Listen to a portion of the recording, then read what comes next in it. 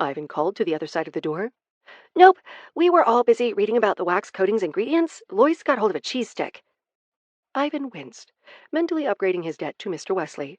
When running the cluster, he and Helen had been made very aware of Lois's lactose intolerance, because the girl herself refused to pay it any heed. Lois devoured anything and everything that she thought might be delicious, and if it made her vomit shortly afterwards, then that was just the cost of doing business. The child was devoted to her passion, and Ivan admired that, even if he hadn't wanted to clean up after it. Beth emerged in a blazingly bright yellow top paired with sparkling pants. For a man who'd worked endlessly to avoid drawing attention, the idea of such an outfit almost made him recoil, but instead Ivan applauded, as he had with every ensemble Beth had brought forth.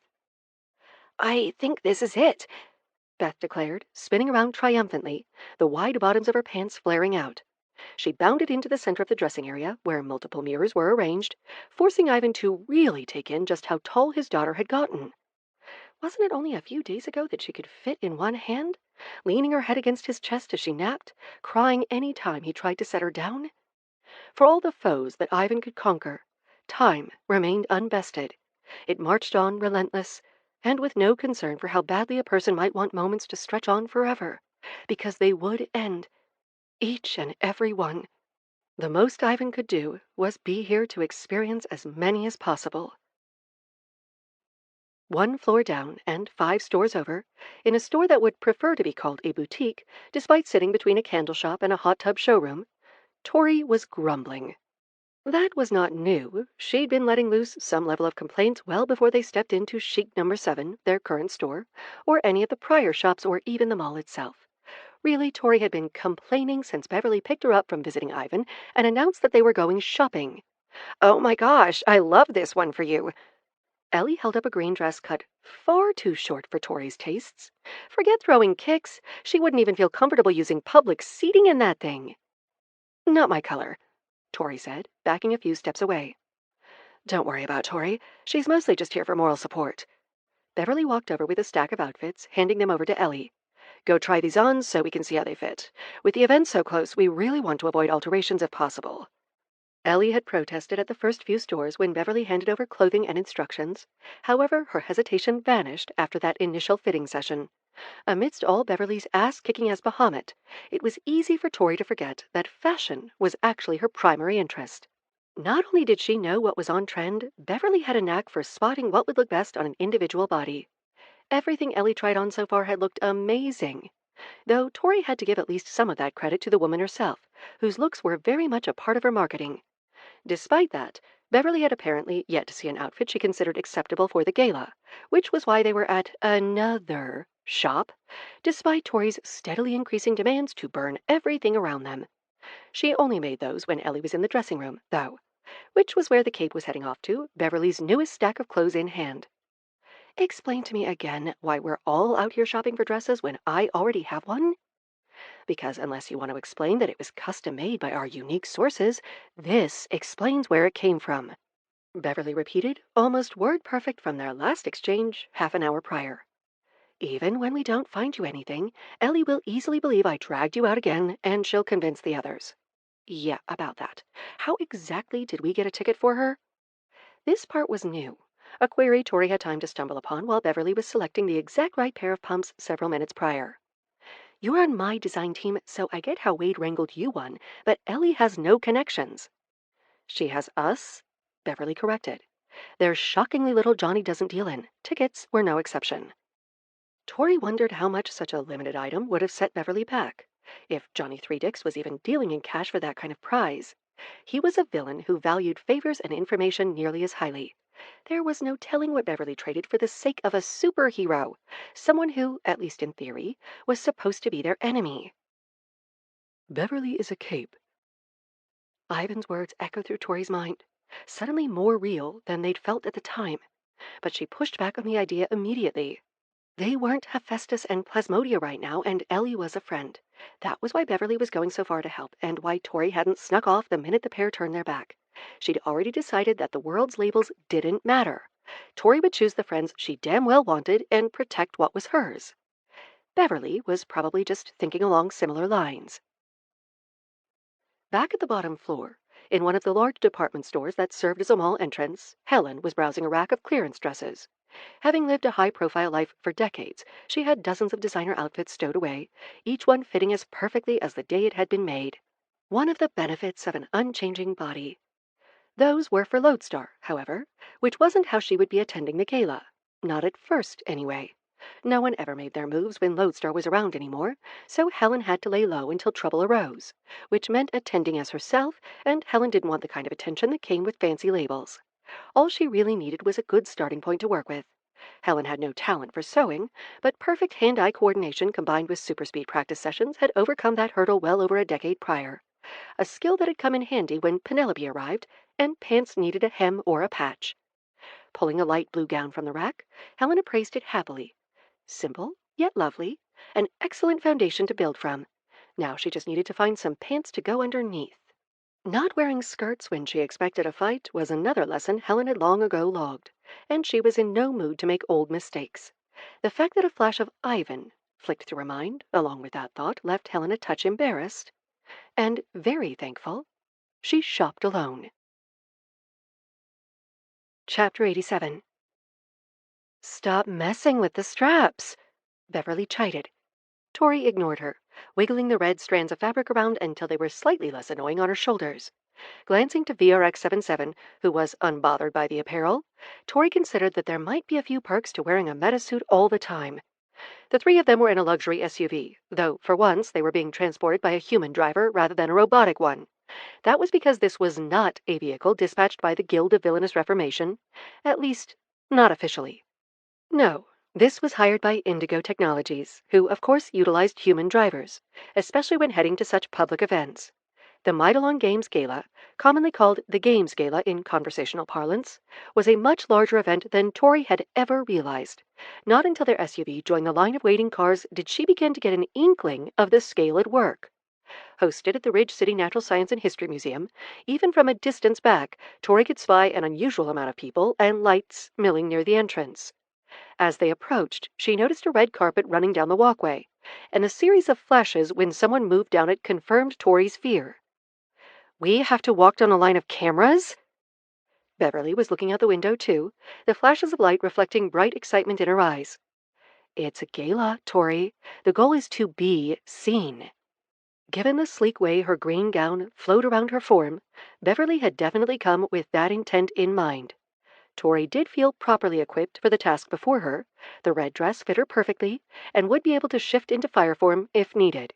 She was even wearing what Beverly considered to be appropriate makeup, even though the amount seemed ludicrous to Tori. But this wasn't her world, and Beverly didn't stomp into Tori's lab trying to tell her how to weld.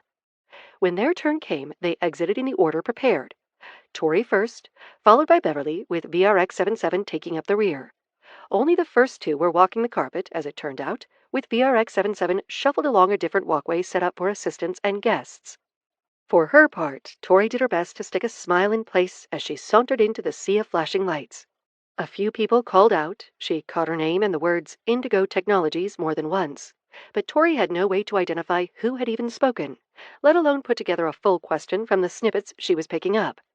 There were just so many people, all looking her over at once. Never before had Tori been in front of a crowd so focused on her and her alone, however briefly. The attention, noise, and flashes all crashed over her like a wave, dragging Tori down toward the murky depths.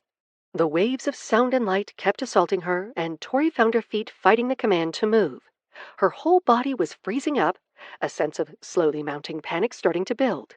She'd never felt so exposed, not without Hephaestus's armor wrapped around her. Beverly was holding her arm, trying to inch her forward without looking like she was dragging Tori, but she was visibly starting to worry as well. Then, Tori was in the air, being spun around and embraced. A soft whisper hit her ear, the familiar voice helping her relax immediately. Everything will be okay. Focus on my voice, take my hand, and just think about one step in front of the other. Then the embrace ended, and Tori was being set down by surprisingly slender arms for how easily she'd been lifted. So good to see you again, Helen declared, then twirled toward the cameras, the hem of her unique dress flaring out. Helen's gown looked as though someone had stitched 4 different dresses together, hues of silver, blue, white, and pink, all appearing on different sections. In theory, it should have looked like a patchwork mess, yet somehow Tori found the effect oddly enchanting. She clearly wasn't the only one, as the reporters turned their attention toward Helen, giving Tori a much-needed moment of respite. Her body's reaction had taken her off guard, but she was slowly regaining control. While learning she had a potential liability wasn't the best way to start a night, better Tori found out now than mid-fight. It was odd that she'd never experienced such a reaction as Hephaestus, though, even battling in front of huge crowds like at the strip mall. Was it because she didn't usually have a body in that form? Or did the different identities simply not react to attention in the same manner? Definitely a factor to determine once she had more time to run proper experiments. The notion of running tests helped Tori calm down further, so when Helen arrived back at her side moments later, Tori was able to grab her arm and finish her stroll down the red carpet. "You feeling okay? Water usually helps, and sitting down isn't a bad idea either." Helen released her arm but stayed close, like she was waiting to see if Tori collapsed or not. "I'm all right, I guess I got overwhelmed." Now that the moment had passed, Tori was shifting from panic to embarrassment. Of all the things she'd encountered, a bunch of people staring at her and taking pictures caused her to freeze up. Tori noticed a cup appear in front of her and realized Beverly had grabbed her a drink of water. She accepted, giving a nod of thanks, and then chugging it down. "Don't worry over it too much. That's a more common reaction than you'd think," Helen assured her. "There's a difference between being in a crowd and having that entire crowd focus all of its attention on you and you alone. It can be staggering, especially the first time. Like all things, though, it gets easier with practice." Finishing her spiel with a conspiratorial wink, Helen patted Tori on the back once more before looking over to Beverly. "Hello there, it's Beverly, right? We met in Hollowville, I believe?" "It is, and you were Ellen, correct?" Watching Beverly struggle and fail to remember the name of Helen left Tori slightly shocked, until she remembered the full context. Beverly knew Helen as just a civilian contact of Ivan's who Tori happened to have met. She had no idea this was actually Lodestar in the flesh, so of course Beverly hadn't put any special effort to remembering the near stranger's name. A fact that didn't seem to bother Helen in the slightest. "Very close. I'm Helen." The two shook hands, by which point Tori had finished draining her water. "Thanks for the save back there." The words felt wholly inadequate. Tori had been certain she was going to lock up and be stuck there, making a fool of herself in front of endless recording devices, only for Helen to suddenly swoop in and, well, do what she did best: help someone in need. "Don't give it a second thought." Helen's confident grin swiftly warped into a grimace. "Oh, well, except I did have to explain the familiar greeting. So officially, you asked for my consultation as a metahuman history expert. No idea how that would work, but it was all I could come up with in the moment. Maybe I provided examples of past powers to account for?" Tori laughed, helping to ease some of the last lingering tension in her limbs. She'd never noticed it before, probably for the same reason she couldn't piece Lodestar's secret identity together. But Helen was a pretty shitty liar. For some reason, that realization tickled Tori. The mirth faded as several figures drew near to Tori's group, putting her on edge once more. Before she had a chance to snap and ask what they wanted, Helen was already walking their way. "Duty calls, as always. Have a good gala, you three. Try not to get into too much trouble." Confused by Helen's enumeration, Tori turned to find VRX-77 had made her way over to rejoin the group. It was still unsettling to see what was essentially an older version of herself walking around. Although the silver dress was a different style than Tori's sleeker and sharper outfit, there were still several design similarities. Just like their owners, the garments were different iterations of one another, each representing what the other could have been. Taking a deep breath, Tori registered the fact that she was thinking much too deeply about a pair of dresses and tried to shake off the funk that had fallen over her after walking down that carpet.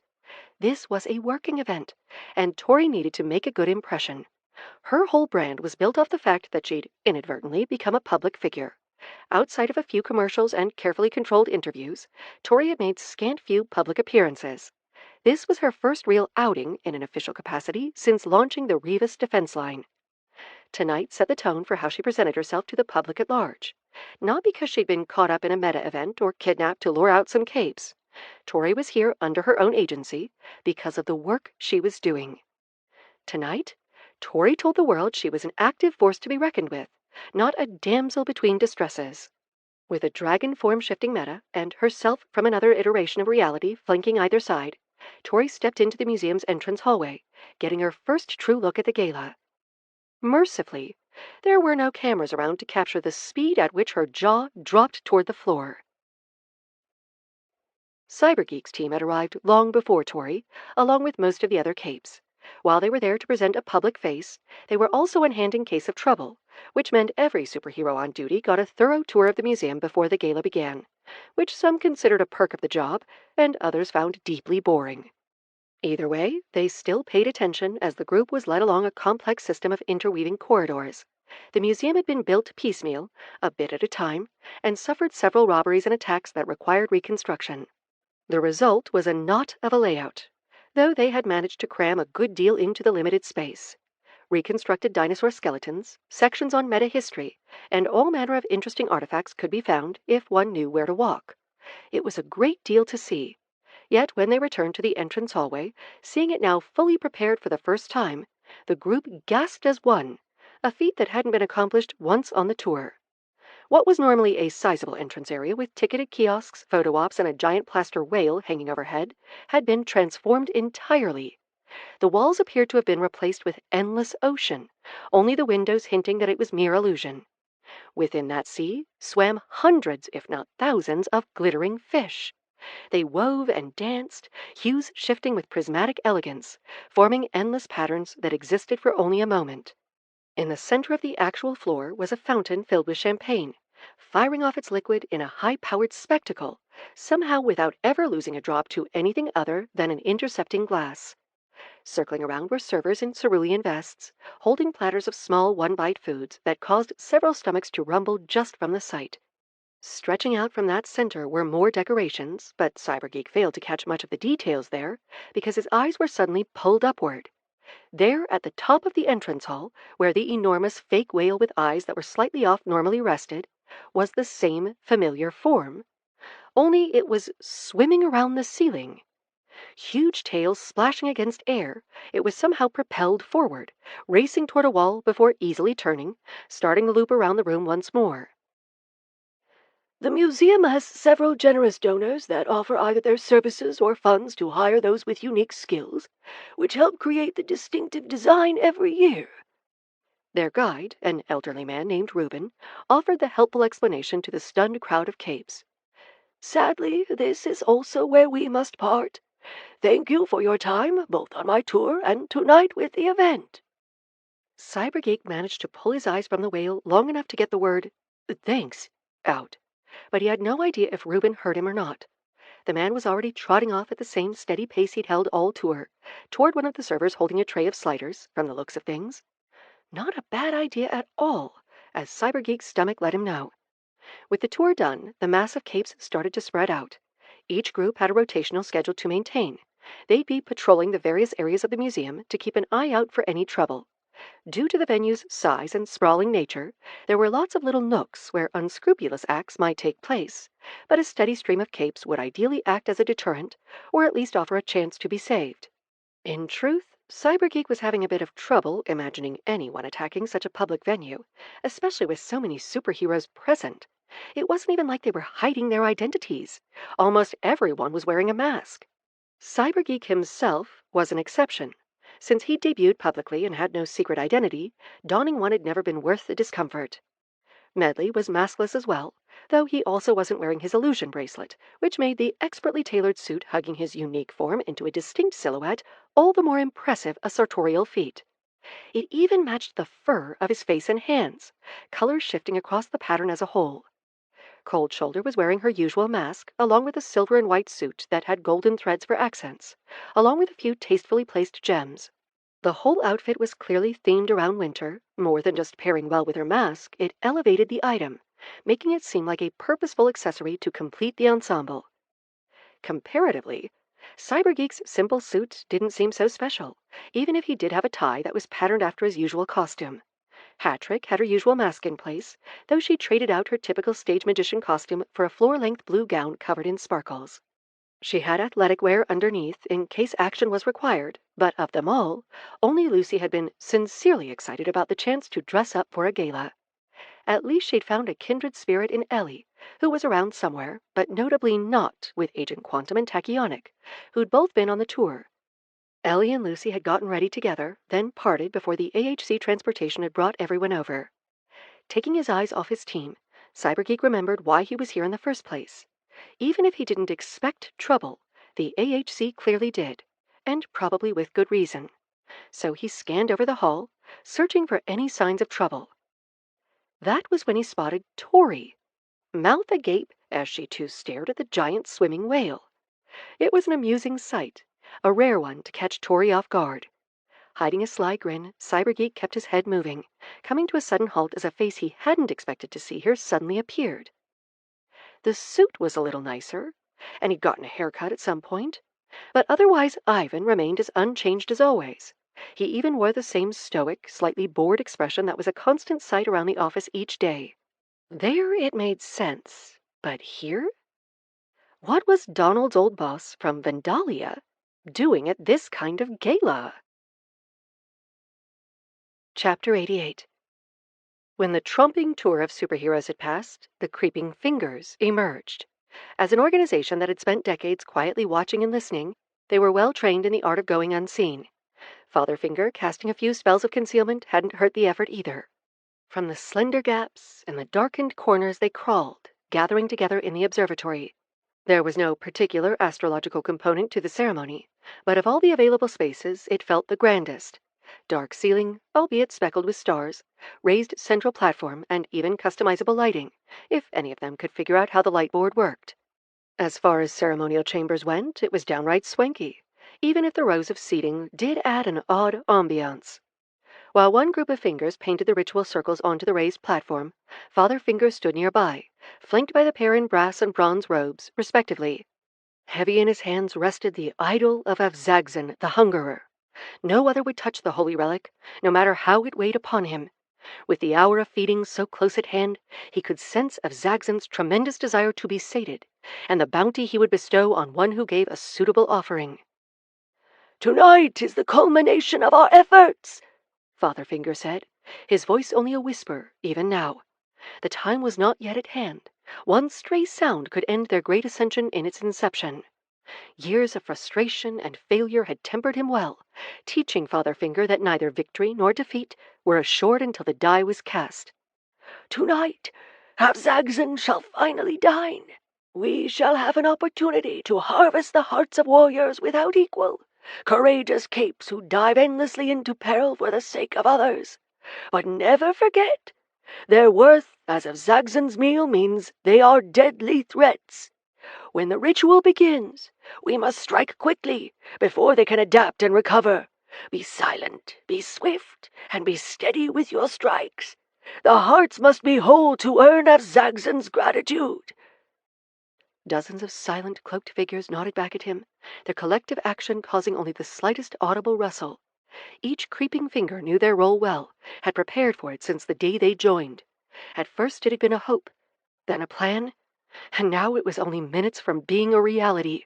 Soon they would have power, the power denied to them by fate, fickle foe it so often was. And that, as Father Finger has so often preached, was fine. Let fate bestow its gifts on others haphazardly. Theirs would be all the better for the effort that earned it. While Avzagzan would be the giver of power, it was no gift handed down from on high. This was an exchange, a business arrangement. And once the corpses cooled, each creeping finger would be able to say they had earned their power. They would bleed for it, or at least, they would bleed someone for it. All that remained was waiting until the ritual circle was complete. Then the gala's grand event could finally begin, whether the guests liked it or not. Ivan was impressed, not by the illusions along the walls or the finery on display, but by the excellent work of whomever was in the kitchen. Every tiny bite he tried was delectable, flavors well balanced to leave the diner satisfied while still craving more. From the foie gras topped sliders to the mini cone stuffed with tuna ceviche and finished by a small scoop of basil ice cream, Ivan found each dish better than the last. As he ate, he also watched. Unlike those in more grandiose apparel, eyes easily slid past Ivan in his unremarkable suit. He was no one of note, and wore nothing to signal otherwise, making him even less visible than the servers to many of the guests. Ivan watched as Tori arrived, noting that she was slightly shaken from the red carpet. He saw Beverly and Helen alongside her, then watched as Helen began to make her rounds across the room. Ivan witnessed when the Capes returned from their tour, picking out Cybergeek among the crowd. Their eyes locked briefly, and the surprise of his one-time employee's face was easy to read. There was a prepared excuse, of course. Officially speaking, Ivan was the winner of an online raffle, one that had even actually occurred. It was rigged, obviously, but all that mattered was the paper trail. Wade Wyatt, conversely, needed no excuse when he made his grand entrance. The billionaire genius was a notorious contributor to the Mightalon Games fundraiser, which meant he had a standing invite to the corresponding gala. The lovely vision at his side was a stranger to Ivan, save the murderous glint of her smile. Zealous had formed a new illusion for the occasion. She did enjoy changing up her look. When Wade entered, it was like watching chum drop into the ocean. The glut of the guests surged toward him, some without even realizing. Most of the people present had fame or influence, perhaps even expertise, whereas Wade had money. Oh, sure, he was likely the smartest man in the room, though Ivan made it a rule to take nothing for granted, and Wade's own contributions to the scientific field had advanced humanity's standard of living on multiple fronts. But the masses couldn't appreciate that the way they could his massive bank account. One check from Wade could turn their dream projects into tangible goals. Compared to that, what did they care about his low-cost water purifiers, capable of removing toxins from the most contaminated of sources, even salt from seawater? Or how his version of solar panels, with their ridiculously high conversion rates and ease of installation, had turned energy into an easily affordable commodity? Ivan was willing to bet that, when the numbers were stacked against each other, Wade had saved more lives than most capes in the AHC. Those projects didn't even earn as much as the speedy computers and fancy peripherals that Indigo specialized in. Wade always claimed he undertook them for the challenge. Even when they were young, Wade had never been very adept at spitting out his real feelings. The man had to be beaten half to death before opening up to Ivan. A small sliver of laughter escaped Ivan's chest as he remembered a time when some street-level punk could take down the great Dr. Mechanical. A fine reminder that they'd all started somewhere. As Ivan went to scan the room again for looming threats as much as more servers with fresh platters, he became aware of a presence at his side. "Evening, Ivan. You look quite dapper."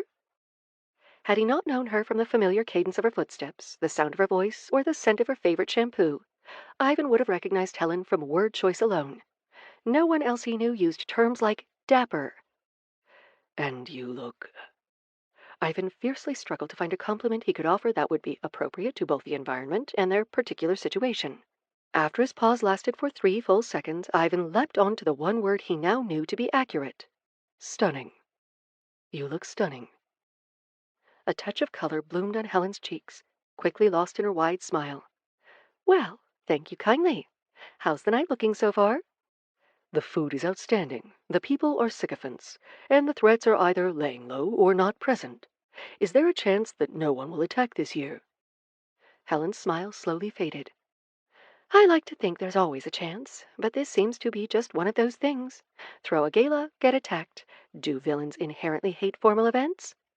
"Yes," Ivan immediately confirmed, "but only when forced to attend them."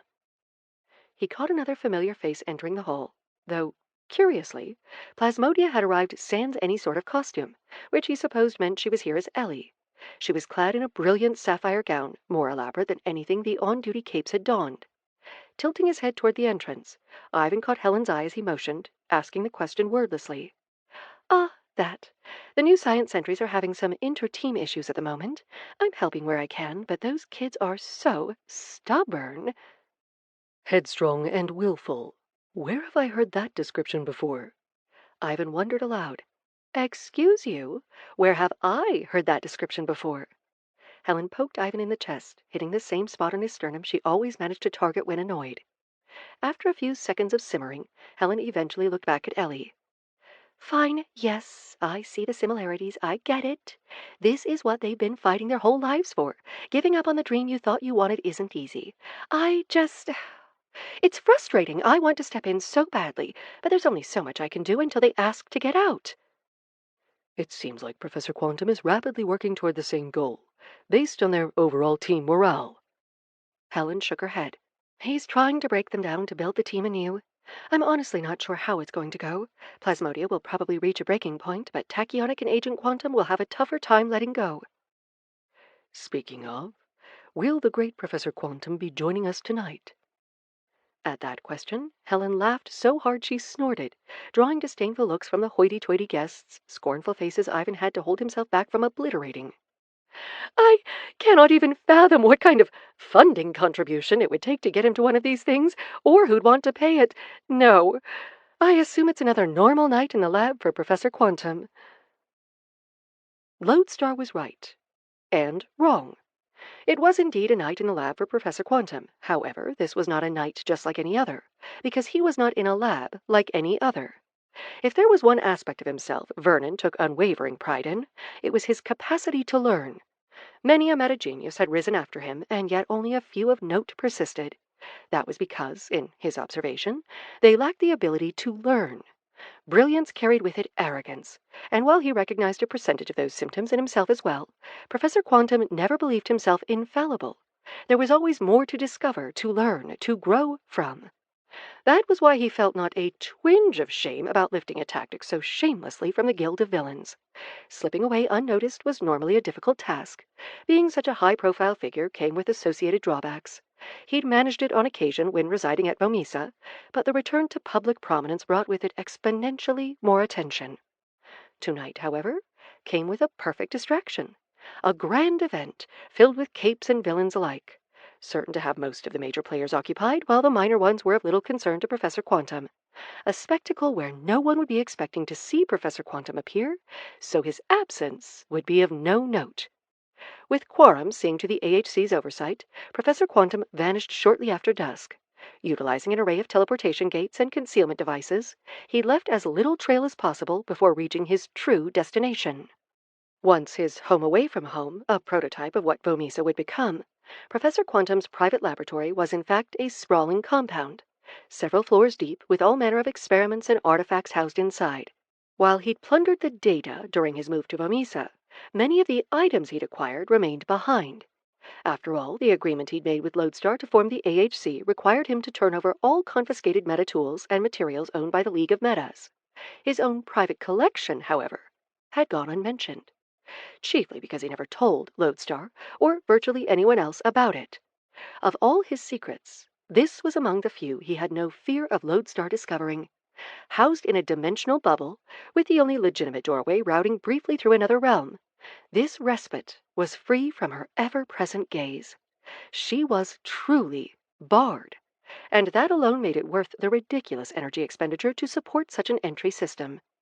But if all went to plan, the lab would soon be receiving its first guests in a long while. Professor Quantum couldn't trust the aged defense systems to respond without a bit of maintenance, and perhaps a few nominal upgrades, not to mention some compatriots to prepare for the arrival. He wanted to have a proper welcome waiting when the villains arrived. Ellie spotted her team and almost joined them before realizing Agent Quantum and Tachyonic were gathered up with most of the other new superheroes, getting a tour of the facilities. She was there just in time to see them break apart, although from the purpose with which everyone moved, it seemed they were heading to assigned areas.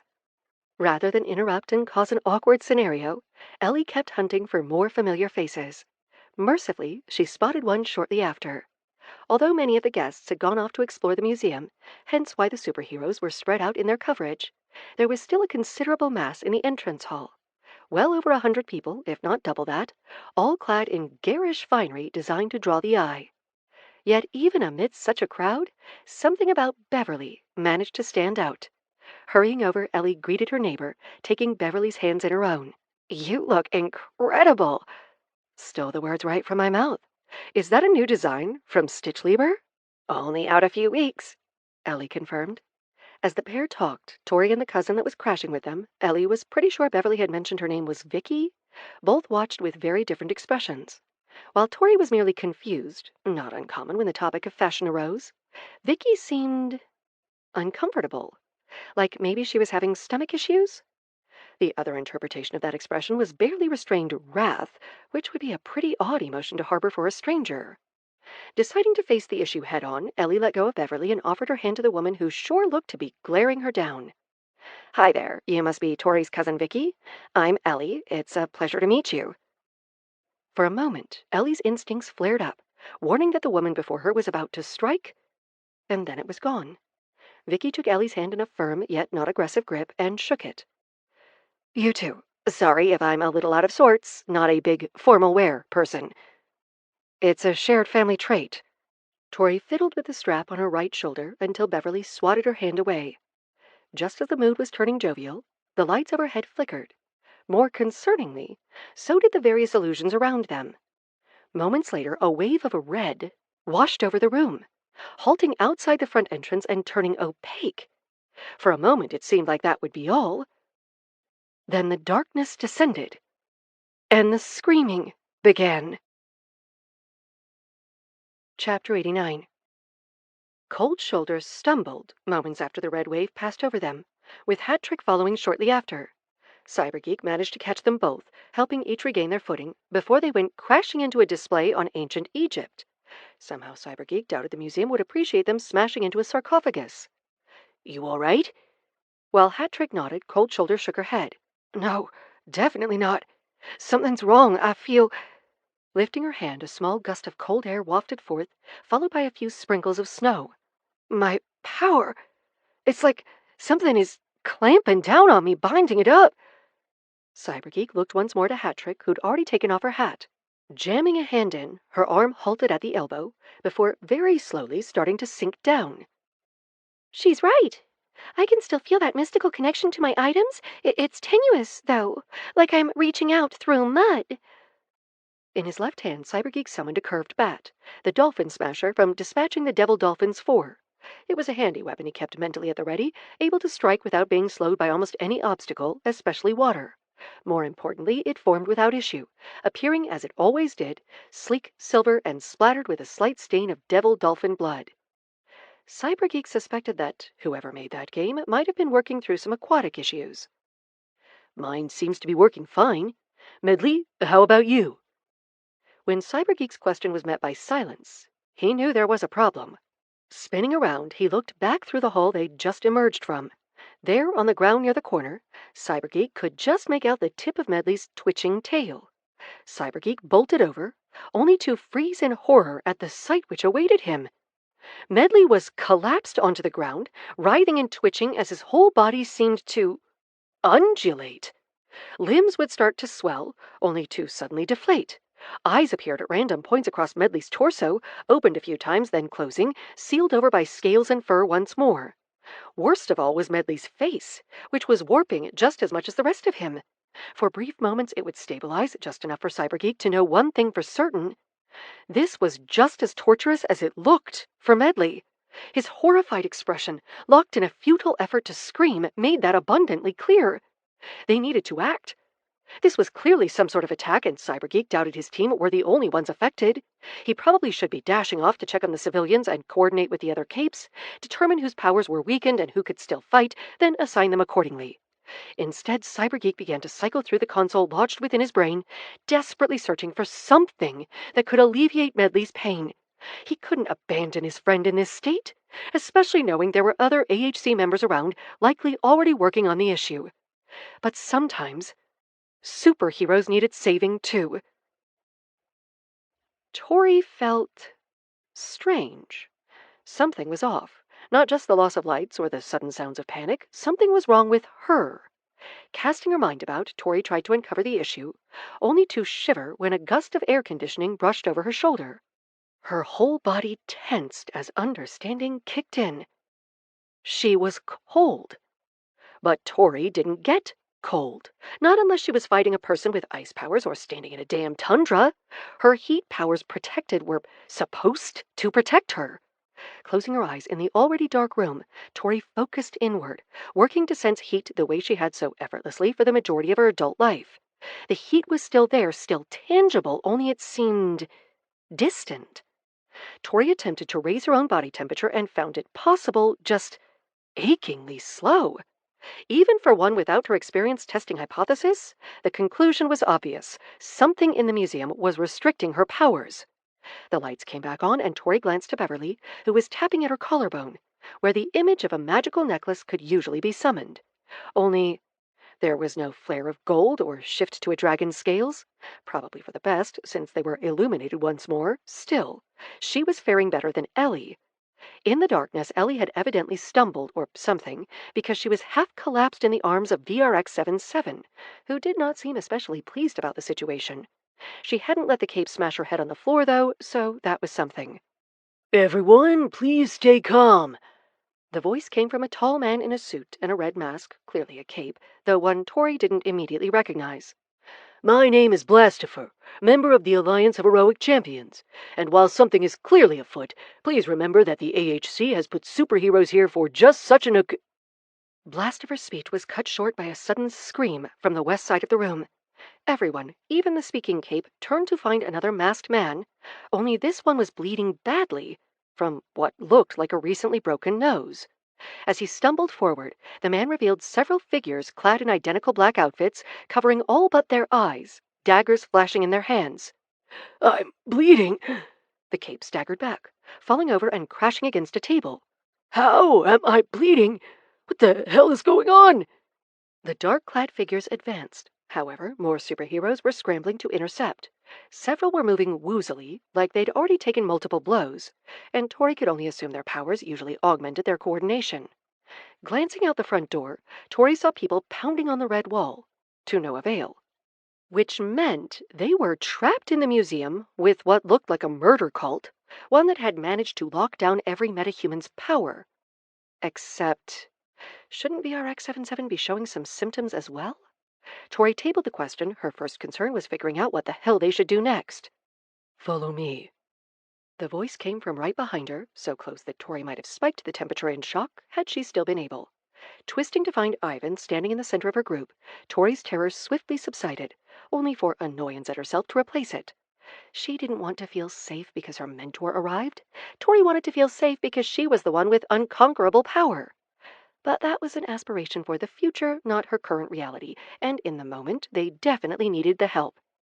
As the capes and the cloaked figures began to battle, Tori, Beverly, VRX-77, and a once more walking Ellie all followed Ivan down a hallway, out of the main room. "How is everyone holding up? While it appears only metahumans are experiencing significant side effects so far, we should all keep aware of ourselves to be sure." Ivan wasting the time on pretense confused Tori, only for a moment.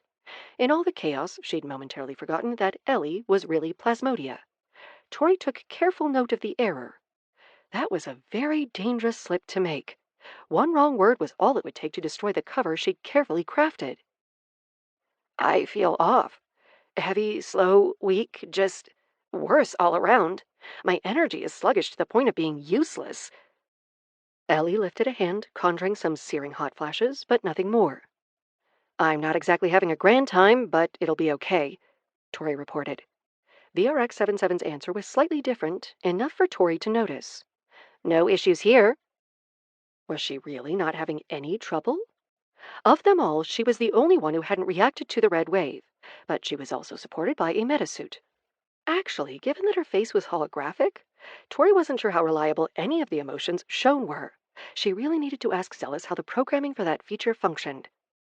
Beverly's answer was barely more than a grunt. Her focus largely appeared to be internal as she continued periodically tapping at her collarbone. "What could be causing this?" Ellie asked, her steps growing steadier as she slowly adjusted to the chance. That was an answer Tori could already guess. When there was bullshit afoot, well, with that word choice, Captain Bullshit was a pretty viable answer, but this didn't seem like his style. However, when there was other fuckery about, ridiculous crap that violated what few laws of reality still seemed firm, Tori had learned one particular power source was often the cause. "Magic." Ivan halted their advance, turning them down a side hallway, then through a set of doors that Tori was pretty sure had been locked until a moment prior. She heard a slight snap as Ivan shoved and noticed a small hunk of metal poking out from the wall. Ellie wasn't paying the same attention to such details, though. She was more caught up in the odd shift of scenery. Gone were the displays, the sparkling waxed floors, the big overhead lights. Instead, they were in a somewhat cramped space with several desks, most of which were covered in paper. On the far wall were more doors, and it was toward these that Ivan directed them. Administrative offices. The doors lock, but I wouldn't trust it. Barricade yourself inside. Keep your backs to the wall and stay hidden until Ellie's power returns. If anything gets through, work together, though I don't expect there to be any serious issues. Ivan's eyes flicked to VRX-77, who reacted with an almost imperceptible nod. That essentially confirmed Tori's suspicion. Her doppelganger's metasuit was still functioning as intended. But why was Tech immune to the spell when other items weren't? Although Ivan didn't seem to be bothered either. In the moment he arrived, Tori hadn't questioned it, simply assuming that Ivan would somehow be immune to whatever was happening, and she still suspected that to be the case, only now it occurred to her to wonder, why? What exactly made his power so different? It couldn't just be that Ivan used magic. Beverly drew her power from the same source, or at least a similarly categorized one. The only connection she had was the fact that VRX-77 seemed unaffected as well. Tori very much wanted to chat with her pseudo-twin. Unfortunately, all efforts at conversation would be hindered by the presence of Ellie, or rather, Plasmodia. How did you know I have powers? Ellie had recovered enough to realize this strange man appeared to deduce her identity, despite her being incognito. And who are you? For that matter, how do you even know about this place? I'm Tori's uncle. My family did a facility tour a few years back that included the offices, and to be blunt, your power was quite obvious. Not only did you show the same symptoms as several AHC members, there was also the matter of the light show on our way over. Evidently, Ellie had been more out of it than Tori thought, as her cheeks suddenly sucked in as the memory struck. A tick Professor Quantum would no doubt berate her for showing. Shit, how bonked out was I, and why? Does my power usually affect my brain? All excellent questions I recommend you address at a later date, Ivan advised. He turned toward the door, but paused slightly as he looked toward Tori. There was an unspoken question in his eyes, a silent offer to stay. Part of Tori very much wanted to accept, to sit back and relax, knowing that everything would be okay. Instead, she jerked her head toward the exit, telling him to head on out. VRX-77 should be more than adequate for protection, even weakened by the guild. Beyond that, though, Tori knew what a divide lay between she and her mentor in terms of power. She didn't grasp the specifics, but the sense of scale had been well taught. Power like that didn't come from hiding under another meta's protection. If Tori truly wanted to catch Ivan one day, she couldn't shy away from life's challenges, especially not when she had friends at her side. Ren Tanaka was losing his mind. He thought there could be nothing worse than losing his body. The face he'd seen in the mirror every morning, the voice that was so familiar to his ears, the limbs he'd honed through years of practice, all of it gone. And so much of who he'd been was washed away as well. College was a memory, football a distant dream, and his family? They could scarcely bear to look at him, illusion bracelet or not. Their talented son, their handsome boy, the child they'd raised, he'd been snatched away. It wasn't that they loathed him. That Ren might have been able to find peace with. It was that they mourned him. They were sad for all he'd lost, not yet able to understand what Ren himself needed a long time to come to terms with. For all that had been taken, a few blessings were left in exchange. His new body was ill-suited to his old life, but there was a new world that had opened before him, one where Ren Tanaka could still live with dignity, knowing every day he worked to keep people safe, making a genuine difference. Thanks to the purpose given by the AHC and the support of his friends, Ren had been slowly yet surely recovering, rebuilding his sense of self and his hopes for the future. Losing his body had been traumatic and life-changing, but that didn't mean it had to be life-ruining. His mind, on the other hand, he feared would be harder to repair. Ren could scarcely hold on to any sense of identity as his body pitched and roiled, bubbling with the mass of new limbs only for them to wither away moments later. It was like some glue inside him had been ripped away, and the formerly organized clusters of DNA were turning into a true jumble. Unfortunately, none of the changes turned off Ren's pain receptors, or his awareness of the world. He'd have thought having his body stretched and changed like bubbling taffy would be the worst of it, but he was wrong. If not that, then Ren would have perhaps guessed that the concern on his friends' faces would torment him the most. However, that, too, was incorrect. The worst part of the ordeal was that all his appearing eyes meant Ren could see the shadowy figure creeping up behind his friends, steps silent as they produced long, curved blades. Death was stalking toward his team, and Ren could do nothing but continue to scream, helping to cover the soon-to-be killer's approach. If his body warping itself endlessly didn't break Ren's sanity, seeing his friends killed while he writhed helpless on the floor just might. Chapter 90. While things hadn't quite spiraled into a worst-case scenario, Helen was hardly happy with her predicament. When the wave of red magic washed out and the cloaked figures appeared, Helen stepped away, heading to a private alcove she had already marked, a spot where she could change into Lodestar. Despite arriving without issue, Helen soon found a flaw in the plan, potentially a fatal one. The magical aura suffusing the area was similar to Hollowville, in that it appeared to be some sort of domain enforcing specific changes and limitations. And just like in Hollowville, when Helen tried accessing her Lodestar powers, she felt the entire domain around her ripple with sudden instability. But while that act merely ripped a hole in the fabric of Hollowville, this time the effect wasn't so limited. All around her, people, both humans and metahumans, cried out, some visibly falling over. Helen instantly eased off on the flow of her power, and the magical energy stabilized. This aura was more aggressive than the magic of Hollowville. It had burrowed into all those present, even if the effects were only notable for metahumans. If Helen forced the transformation, there was a chance she could push through it rapidly and force the magic to collapse. However, it was equally as likely that turning into Lodestar would instantly kill those around her, maybe even everyone in the museum. Which was why it was Helen, once more, who emerged from her alcove. Turning into Lodestar wasn't worth the risk yet, but that hardly meant she was helpless. Walking back to the main room, Helen did a quick sweep to get her head around their situation. The first group of cloaked assailants had been repelled by the AHC members.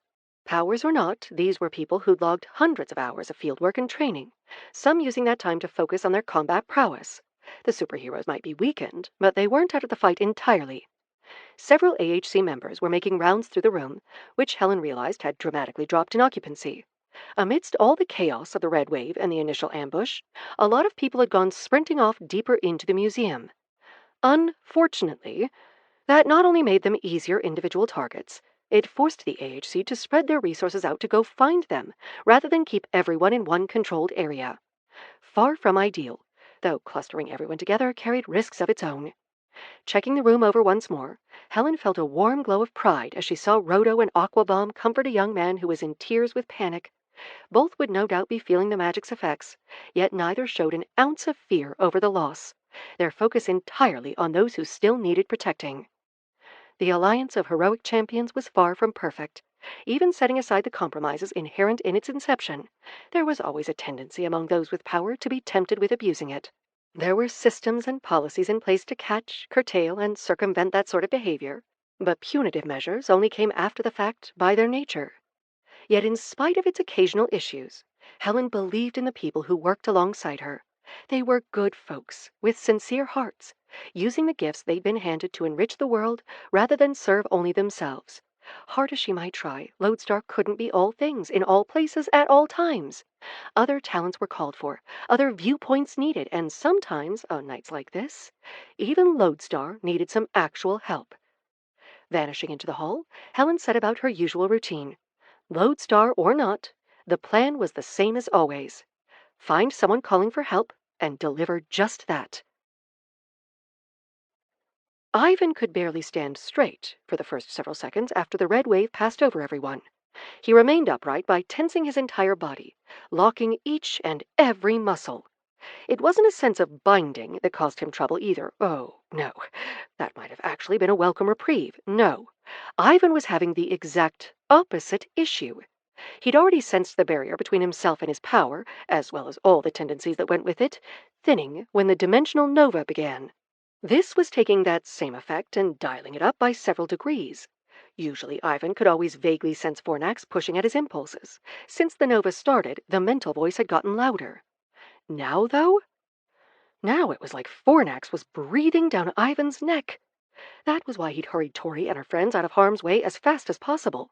For the first time since he thought his children were dead by Balaam's bomb, Ivan genuinely was concerned about retaining control over himself. He didn't dare channel any of his power. Even breaking the door had caused a noticeable flare-up that had to be willfully suppressed.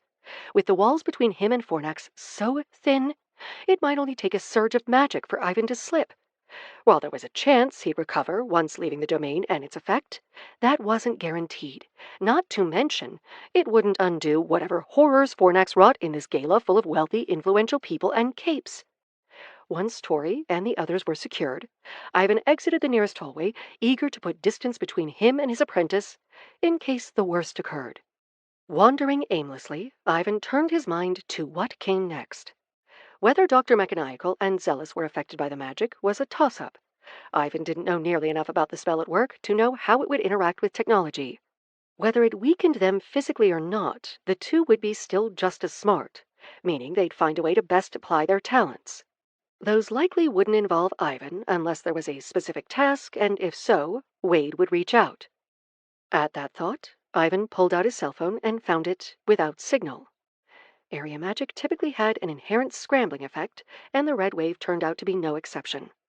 Limited communication, then, another element working against them.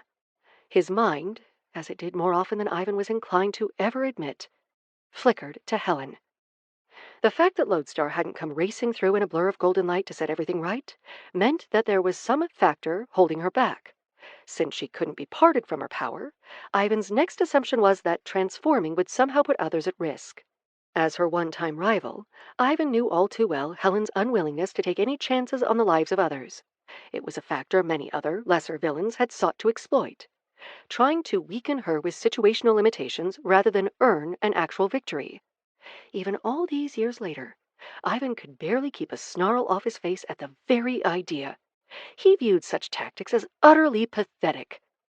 The more he walked and thought, feeling Fornax's constant desire for combat burning in his blood, Ivan came to the conclusion that the wisest move he could make was to remove himself from the situation. The longer he was exposed, the greater the chance that he'd use his power and call forth the corresponding consequences. Much as he wanted to, hands balling into fists as the whispers of Fornax grew ever louder, there was no need for Ivan to fight. The Capes appeared to have the situation well in hand. Tori was safe, and Helen was... Helen. Everything would be fine. The worst thing he could do was needlessly expose himself to risk, increasing the odds Fornax would emerge in earnest. It was, of course, just as Ivan came to this decision, that three figures emerged from a bend in the hall up ahead. They moved as one, a trio of sharp blades flashing out in the dim emergency lighting, all aimed for Ivan's throat. As Beverly and Ellie swept the offices, searching for the most defensible locale, Tori snared VRX-77 by the arm, pulling her close enough for a whisper. "Why are you unaffected by all this?" To her surprise, VRX-77 actually appeared unsettled by the question, whipping her head around like she was checking for spies. "Don't worry about it, just a tech thing." "Wow, are we both that bad of liars?" "Shove it up your ass," VRX-77 snapped, though there wasn't much force behind the words. If anything, VRX-77 seemed more nervous the longer they stayed on the topic. "Look, this is really not the time or place, okay? Quick version, due to my condition, I had to replicate some of the properties of transcendent powers in order to safely travel between realms. Otherwise, I risked losing stability entirely if I went into one lacking key meta-elements." The way VRX-77 said it certainly implied she'd offered up an explanation, even as it left Tori more confused than before. The hell are transcendent powers? Like meditating? For a moment, Tori was essentially looking into a mirror, as VRX-77 shot her a flat, incredulous look that Tori knew all too well from her own face, along with the exact thought that went with it. "Are you fucking kidding me?" "Are you fucking kidding me?" VRX-77 asked, nearly causing Tori to cackle at her own moment of prophecy. "What have you been learning at the Guild if not the basic categories? Didn't they cover it during the Force Energy Scale lessons?" "Mostly we focused on how to not die." Tori prickled at the attempted impugnment of Ivan's education. "My mentor was really big on that, and honestly, can't say I'm mad at him for choosing to teach survival over fun vocabulary terms." "That's nice and all, but there is such a thing as being too focused in one subject."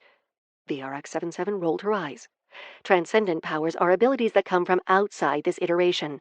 They literally transcend reality, hence the name. You can't separate a person from a transcendent power. Not even reality manipulators can manage it, because there's always at least two versions of reality in play. Much as Tori wanted to press for more details, Beverly and Ellie chose that moment to return, the latter rubbing her temples. With every passing moment, Ellie seemed to be better recovered from her initial impairment. Though her powers remained out of reach, she was no longer stumbling about.